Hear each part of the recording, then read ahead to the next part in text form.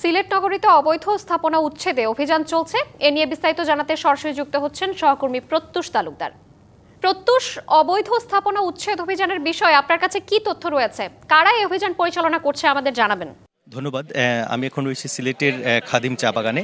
তো এটি হচ্ছে সিলেটের খাদিমপাড়া এলাকায় অবস্থিত। আপনি নিশ্চয়ই দেখতে পাচ্ছেন একটি টিলাভূমি এলাকা, এবং আমার ডান পাশে আপনি নিশ্চয়ই ঠিক দেখতে পাচ্ছেন এদিকে বিশাল বড় আকৃতির টিলাগুলো কিন্তু দিনের পর দিন এভাবে কেটে ফেলা হয়েছে। তো যেটি অভিযোগ আমরা বিভিন্ন প্রশাসনিক সূত্রে জানতে পেরেছি, এখানে কিন্তু দীর্ঘদিন ধরে আসলে একটি চক্র সরকারি লিজকৃত জায়গা চা বাগানের কাছে লিজ দেওয়া হয়েছে। তো এই